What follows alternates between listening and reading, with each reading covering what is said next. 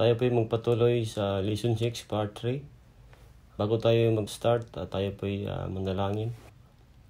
Ama naming Diyos na makapangyarihan sa lahat, salamat God sa araw na to. Patuloy kang kumilos sa bawat isa. Salamat o Diyos sa pagtuturo mo sa amin. Salamat Lord sa katagumpayan o God sa araw-araw namin o God na hinaharap. Tunay po kami mag-overcome o God dahil po ikaw ay kasama namin. Salamat po o Diyos o God sa mga salita mo o God na ipaparating mo sa bawat isa. Salamat o Diyos sa pagkakataon na ito na kami o God ay ginagamit mo o Diyos upang ang salita mo ay maibahagi sa mga tao, ang mga karinig nito o God. Tunay po na pagkabuti mo o Diyos sa amin. Dakila ka at salamat God sa salita mo. Kami maniniwala parati o God sa mga gusto mong sasabihin sa amin. Lord, I pray, O God, na more wisdom, O God, at nandun yung legacy transfer, O God, sa bawat isa na makaka-receive, O God. Thank you, O God, sa biyaya, O God, na pinagkaloob mo sa amin sa lahat sa pangalan ni Jesus. Amen. The 8 promises we discussed of Part 1 and 2 do not belong to the half-hearted Christians, uncommitted, fearful, compromising, unfaithful believers, but to those who overcome.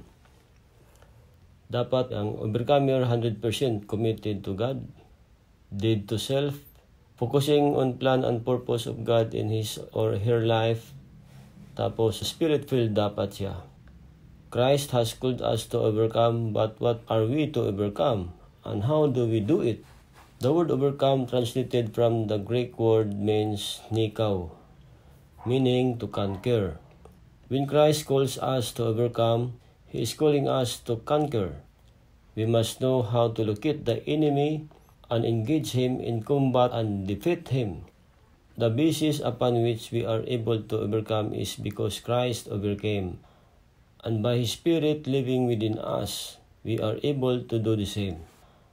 As an overview for Part 3, number 1, we are called to overcome to conquer the flesh. Number 2, we are called to overcome to conquer the world.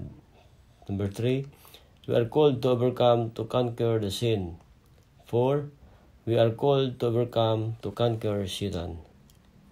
Let's proceed to number 1. We are called to overcome to conquer the flesh.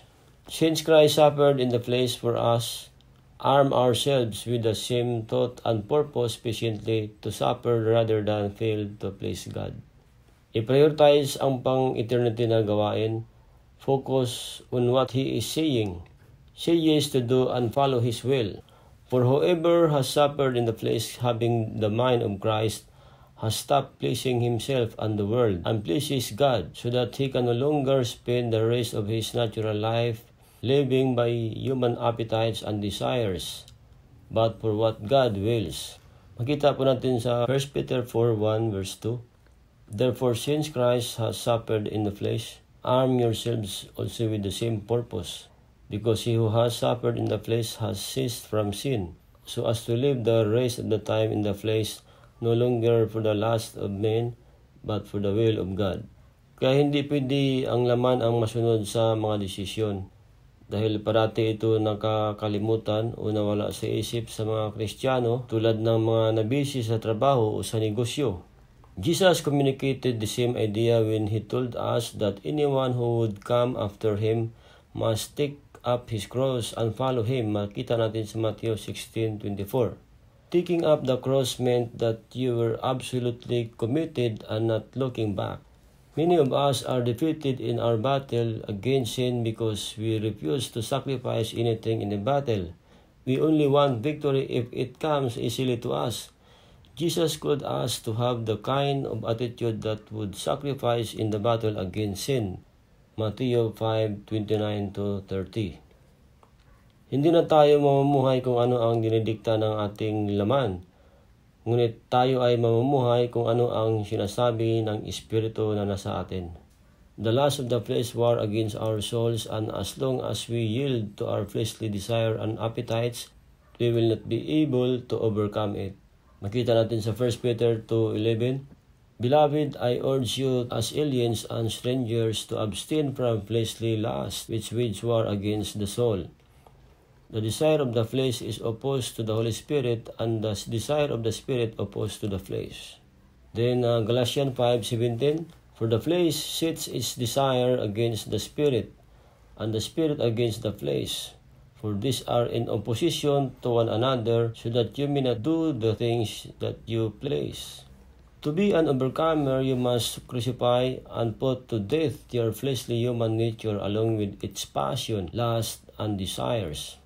Galatians 5:24, now those who belong to Christ Jesus have crucified the flesh with its passions and desires. Siya ay nanawagan sa lahat na dapat ang pita ng laman ay maipako sa krus, kaysa ang laman ang mag-control sa atin. Ibig sabihin, wala ng room o hindi na mag-entertain ng mga labag sa paningin ng Diyos. The devil is deceiver, na minsan akala natin ay ayos pa tayo, subalit contaminated na pala. Hindi mo maitrace ang gawa ng kaaway sa buhay mo kung hindi tayo full of the Holy Ghost. We need the Spirit that is in us so that we can discern the move and the plan of enemy. Romans 8:7-10, because the mind set on the flesh is hostile toward God, for it does not subject itself to the law of God, for it is not even able to do so, and those who are in the flesh cannot please God. However, you are not in the flesh, but in the Spirit, if indeed the Spirit of God dwells in you. But if anyone does not have the Spirit of Christ, he does not belong to him. These words contain a reason why the issue of carnal-mindedness is death, because the carnal mind, the wisdom of the flesh, is not only an enemy, but enmity itself against God, against His being, its reasons against it. It wishes He was not, it forms unworthy notions of Him. Pangalawa po, we are called to overcome, to conquer the world. Instead of compromising and becoming part of the world, as overcomers, we must overcome it even as Christ did. Masunod natin ang mga apak ni Kristo kung tayo mismo ay susunod sa Kanya at hindi mamimili ng landas o kung saan lang ang pwede sa atin at maluwag. Huwag piliin ang mga madadali lang at hindi na binigyang pansin ang mga mahihirap. Tandaan natin na kukunti lang ang nakakasumpong sa makitid na daan at madami ang nakakasumpong sa malapad na daan. Ayon sa John 16:33, these things I have spoken to you so that in me you may have peace. In the world you have tribulation, but take courage, I have overcome the world. During the life on earth, the world had no hold whatsoever on Christ. There was no link, no tie, no worldly ambition within Him. The world did not overcome Him. Dahil nga na-overcome niya, tayo din kayang-kaya natin. Magawa din natin ang magtatagumpay kung tayo ay sumusunod sa Kanya. Hindi dapat ikapagtaka na tayo ay daranas ng mga trials, tribulation na harapin dahil hindi pa tayo nakatawid. Kailangan natin na makakross to the other side upang maranasan natin ang walang katapusang pamumuhay kasama ang Diyos. John 15:19, if you were of the world would love its own. But because you are not of the world, but I chose you out of the world, because of this, the world hates you. Makita natin sa mga simbahan ngayon na namumuhay pa rin sa kadiliman at hindi isinapuso ang mga narinig at nababasa. Mga kapatid, nanawagan si Kristo na bawat isa sa atin maging matatag at tayuan ang mga natanggap, manatili na matibay at magpapalakas sa Kanya. The time has come when we must examine our lives to see if we have allowed worldly desire and things of this world to take root in our lives. According to 1 John 2:15, do not love the world, nor the things of this world. If anyone loves the world, the love of the Father is not in him. There are Christians today who are so bound by doubt and fear that they will not take a strong stand for righteousness because they are afraid of the opposition or persecution that they may face. Ito'y may simptomas na namumuhay pa rin sila sa laman. Pinagbigyan pa rin ang hilig ng laman. It's our time for the Church of Jesus Christ to stand boldly against the ungodly standards of the world and set the example of righteousness and holiness. Dapat makita sa atin ang mukha ni Kristo, meaning makita sa atin ang bunga ng Espiritu Santo. Maging worshiper, pagising sa umaga, nandoon na ang panalangin, building up in the Spirit. Makita sa atin ang katwiran upang sa panahon na tayo mag-share, madali lang silang maniwala dahil nasa atin ang kabanalan. We cannot allow the world to overcome us. We must overcome the world. Christ made it possible for you to overcome sin because Christ overcame sin. Sin no longer has dominion over you to control your actions. Paul said, we have been given power over sin and are able to resist sin and yield ourselves unto God. 1 John 4:4, you are from God, little children, and have overcome them, because greater is He who is in you than he who is in the world. Ang dahilan kung bakit tayo nagtagumpay, hindi dahil kung sino ka, not of good works, strength, or anything else you possess. You are able to overcome the flesh, the world, sin and Satan and his evil principles because of Christ who lives in you. And greater is He than he that is in the world. Kaya hindi dapat dumihan itong katawang lupa natin dahil ito'y templo ng Diyos. Kung ikaw ay babad sa kanyang presensya, imposible na ma-entertain mo ang magkamundong kapamaraanan. Pero kung maluwag ang iyong pananampalataya, then you can entertain the worldly desire at hindi ka makonsensya. Kaya ang mundo okay lang sa kasalanan dahil wala silang basihan at wala nang mag-take care sa kanila. Okay lang magkasala, okay lang na hindi magsimba sa araw ng linggo, okay lang na hindi magbasa ng Bible araw-araw, okay lang na hindi mananalangin, dahil nga ang nag-govern sa kanila ay ang sariling kapamaraanan. Magising ang dapat magising. Mag-atensyon sa mga sinasabi niya. Kailangan alam mo ang nakasulat sa banal na kasulatan para malaman mo ang mga instruksyon na dapat sundin. Number 3, we are called to overcome, to conquer sin. The Bible tells us that apart from Jesus, we are actually slaves to sin. In other words, it controls our lives and holds a great deal of power, seeking worldly pleasures, making ourselves happy at the expense of others, lying or cheating to get ahead without Christ. We can't help but strive to place ourselves first and foremost. We literally become enslaved to it. Napakahirap kung ang isang tao ay walang Kristo. Madali lang sabihin nila na kilala nila si Kristo kahit si Satanas. Kahit si Satanas, kilala din niya si Jesus. Ang tanong kung naniwala ka pa ba kay Kristo? Kung naniwala ka, sinusunod mo ba? Ginagawa mo ba ang kanyang mga utos? Masaya ka bang sumunod kahit sinusubok? Hindi ka ba nagrereklamo o nagdududa kung bakit dumaranas ka ng hirap? Kaya nangyari sa iyo itong mga hindi mo gusto upang makita sa iyo mismo ay overcomer ka. His death on the cross didn't just pay for our sins, granting us a pardon. It purchased our freedom. The chains are gone. Sin holds no power in our lives as children of God. The Bible tells us that when we abide in Him and live by the Holy Spirit, we can experience victory and overcome sin. So why do we still struggle with sin as believers? Hindi tayo licensed to sin even sa mga maliit na bagay na kasalanan. Malaki or maliit dapat hindi mo ginagawa. Ang nature mo dapat ay divine nature of Christ upang sa ganoon tayo ay maglalakad sa katwiran at kabanalan. Romans 6:12-14, therefore do not let sin reign in your mortal body so that you obey its lust. And do not go on presenting the members of your body to sin as instruments of unrighteousness, but present yourselves to God as those alive from the dead, and your members as instruments of righteousness to God. For sin shall not be master over you, for you are not under law but under grace. Yield yourself to God and offer your body as an instrument of righteousness. You do not ever have to be defeated by the sin. Kailangan approved by God tayo palagi na ma-present natin na maayos ang ating pagkatao. Hindi pwede na ang puso mo ay nasa kay Kristo, pero ang ibang part ng katawan mo ay wala sa Kanya. Ang isip mo ay nasa Kanya, pero ang bulsa mo ay sa iyo lang lahat.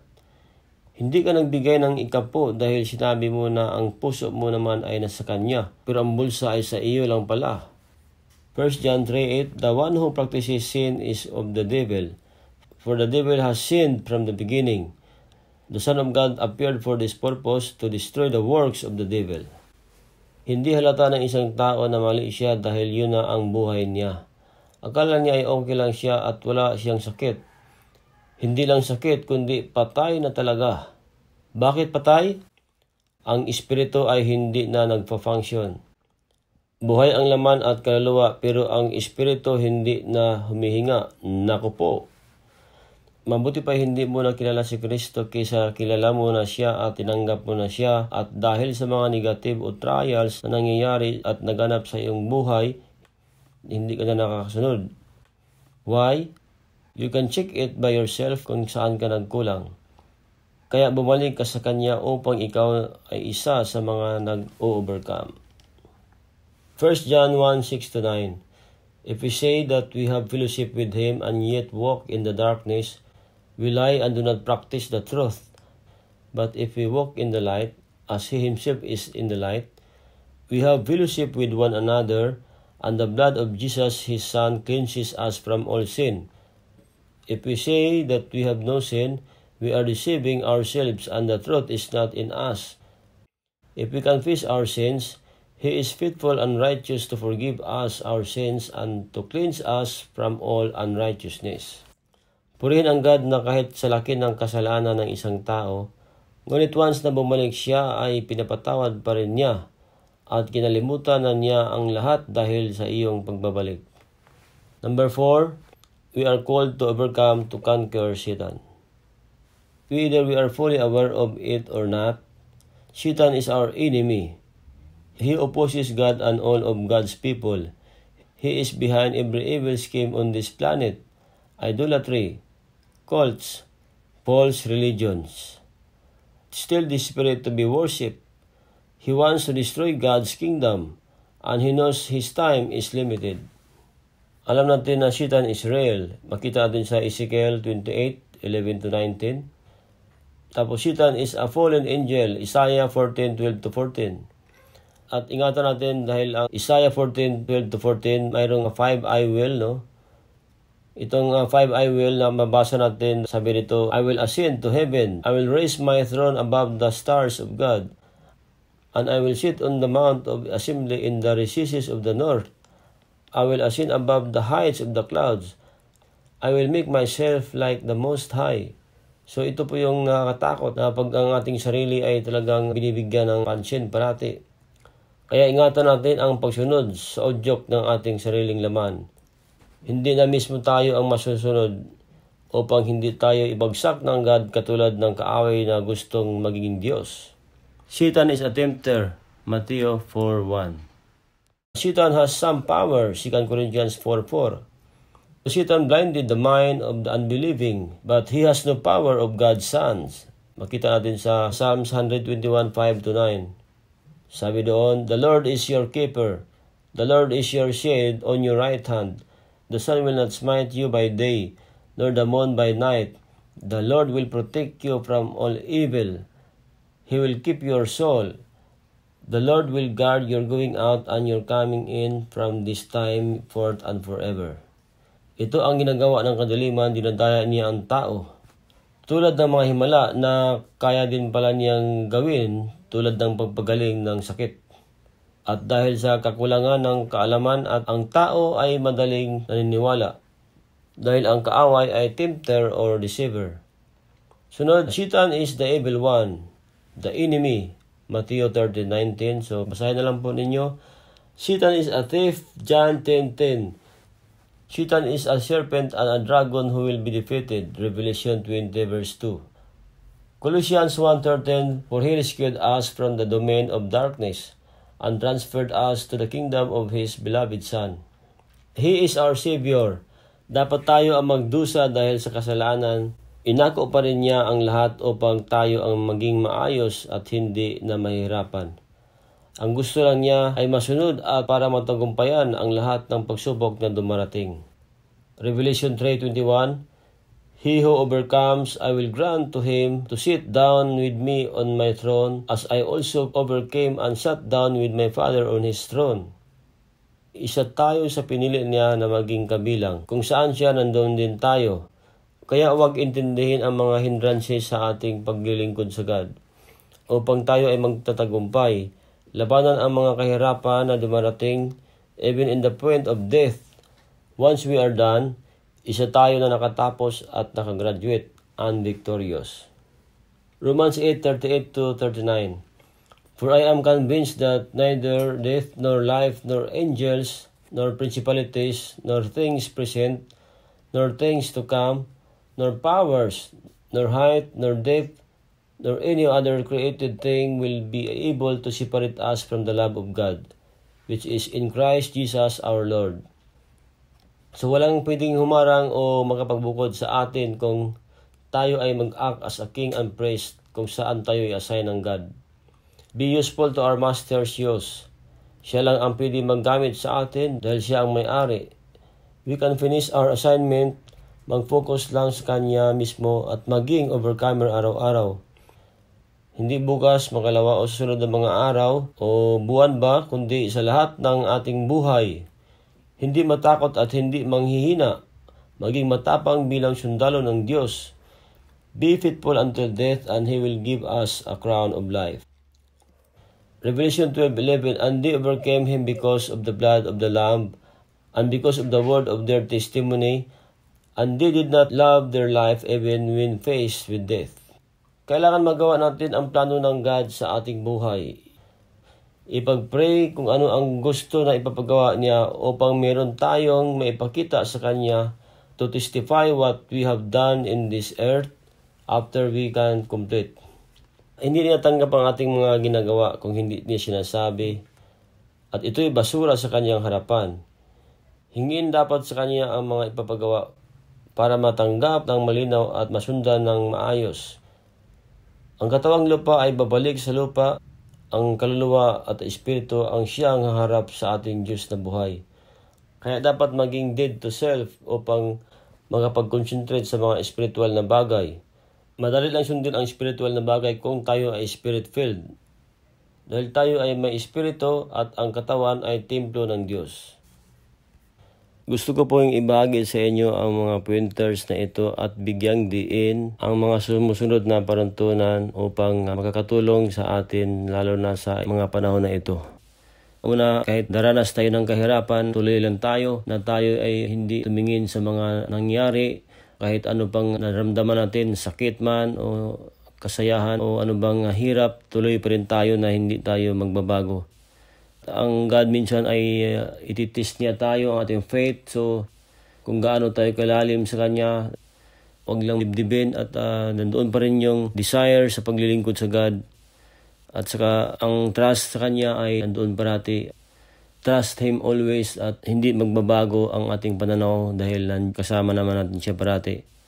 Tingin tayo sa future parati, huwag tingnan yung present time or past times because our future is greater than the past. Tapos balikan ang mga promises na binibigay niya sa atin. Parating bulay-bulayan ang Kanyang salita dahil ito po yung nagpapalakas sa atin. No? Kasi minsan ang ating buhay ups and down. Minsan sa taas, minsan sa baba, hindi siya permanent, hindi siya consistent. So, ang mas mahalaga, balikan ang mga promises niya sa atin.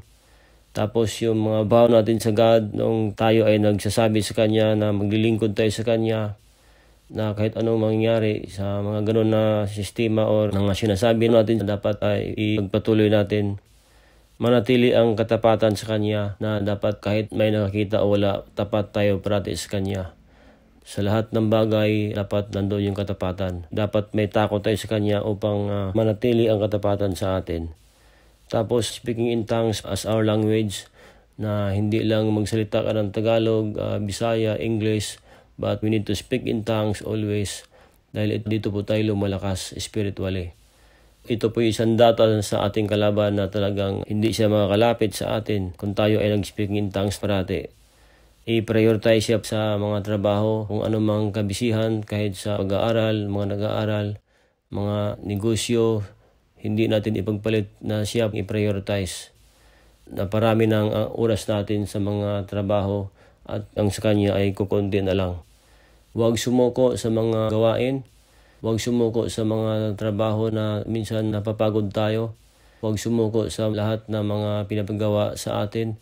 Talagang ito yung ating buhay na gumagawa tayo para sa Kanya. Hindi tayo gumagawa kung kanino. Gumagawa tayo para sa God upang tayo ay mag-enjoy habang gumagawa tayo. Hindi tayo magbabago kahit sa mga persecution. Ito ay part sa ating paglilingkod sa God. Si Kristo nga, mas matindi pa ang ranasan niya. So tuloy pa rin tayo dahil ito po yung ating buhay na susunod sa Kanyang mga lakad. Dapat mapakita natin sa God ang ating first love na hindi magbabago. Dapat siya lang ang ating first love.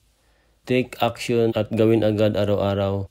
Kung ano ating mga narinig o nabasa, nandoon yung pagsunod agad, hindi bukas o susunod pa ng mga araw, kundi ngayon agad, gagawin agad ang pinapagawa niya sa atin. Read and study the Word daily as our spiritual food upang tayo ay lumalakas, hindi lang sa ating katawan, dahil lang yun nga ang katawan natin ay 3 times a day kumakain, minsan pa 5 times. Ang Word niya dapat natin mabasa araw-araw din. Sunod lang tayo kahit hindi maintindihan. At kung masaktan, magpasalamat pa rin sa God. Ito po ang mga steps o palatandaan na tayo mag-overcome. So dapat tayo mag-overcome para pagdating ng araw talagang makita natin siya at He will give us a crown of life. So napakaganda po pag tayo mag-overcome dahil sure po na tayo ay maging kasama niya at andoon tayo sa eternity na talagang inihanda niya para sa kanyang mga anak. At isa po tayo doon dahil tayo ay mag-overcome. Yun lang po at dito na po tayo nagtatapos at maraming salamat sa lahat sa pagkikinig. Tayo yumuko at manalangin sa pagtatapos. Ama naming Diyos na magkapangyarihan sa lahat. Salamat o God sa mga salita mo o God na pinagkaloob sa amin. Salamat o God na makapag-stand kami. Salamat God na araw-araw kami nag-overcome o God maganap sa aming buhay. Salamat o God sa strength o God sa aming physical, sa spiritual. Salamat o God sa patnubay mo o God sa amin. Salamat o God sa pagtulong mo sa amin, sa kalakasan sa aming spiritual mismo o God. Salamat Lord na kami ay maging dead to self parati araw-araw o God upang kami ay magkapag-overcome. Lord, salamat o God sa strength o God na kahit anumang mga trials, persecution, mga aming maharap sa araw-araw o God. Lord God na kami magkapag-stand o God. Stand strong in your word o God dahil ikaw ang kasama namin o God.